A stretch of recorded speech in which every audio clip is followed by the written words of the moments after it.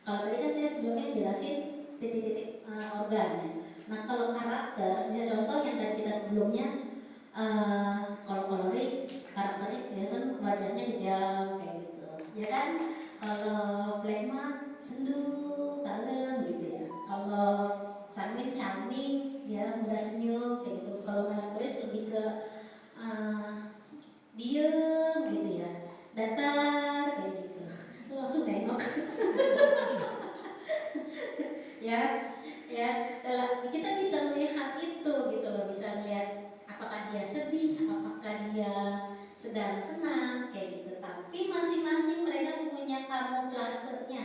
Dalam arti kata dia bisa menyembunyikan, terutama untuk orang melankolis atau orang sanguin. Sanguin karena ceria, dia bisa menyimpan kesedihannya gitu.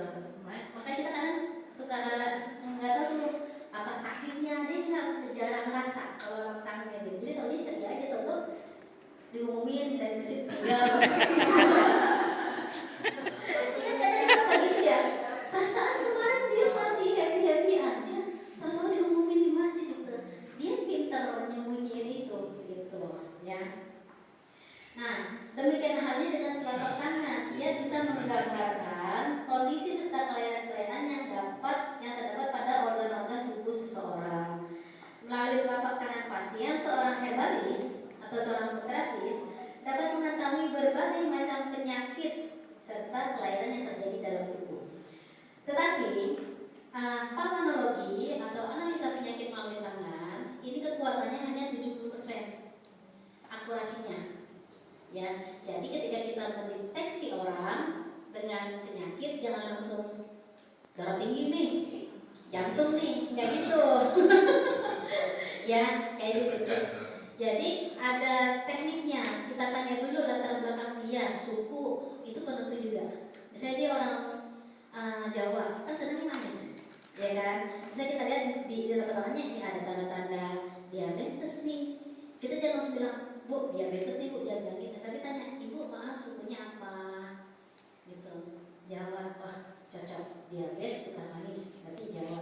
Terus tanya lagi, Ibu suka diabetes itu penyakit yang ditimbulkan orang yang berkarakter melankolis. Melankolis itu tipenya kan sedih ya, gampang sedih gitu, mengundang perasaan sedih. Ini diceritakan di salah satu nabi yang dimasukin ke dalam sumur, Nabi Yusuf, ayahnya Nabi Yusuf, ya, siapa namanya? Siapa namanya? Yakub. Nah, Nabi Yakub ketika kehilangan Nabi Yusuf itu sedih yang sangat luar biasa. Pada waktu itu Nabi Yakub normal matanya, ya, bisa melihat. Tetapi karena kesedihan yang mendalam setelah mencari Nabi Yusuf kemana-mana nggak ketemu, seiring berjalannya waktu, maka Nabi Yakub itu buta, benar? Ya kan? Nah, karena saking sedihnya, karena apa? Mempengaruhi hormon kortisol yang mempengaruhi kerja pankreas, sifat sedih itu, gitu. Nah, ketika dia sedih, maka hormon itu menutup mata, lapisan di mata, maka dia buta. Jadinya lambat laun penglihatannya semakin pudar buta. Namun, ketika ada berita, belum ketemu Nabi Yusuf ya. Ketika ada berita bahwa Nabi Yusuf, Yusuf ternyata ada, gitu kan, ketemu. Nabi Yakub kan senang bukan main kan. Ketika itu diberitakan kepada Nabi Yakub, maka penglihatan Nabi Yakub berangsur-angsur membaik dan akhirnya tidak buta, bisa melihat lagi. Segitu kuatnya perasaan berperan terhadap penyakit kita, kayak gitu.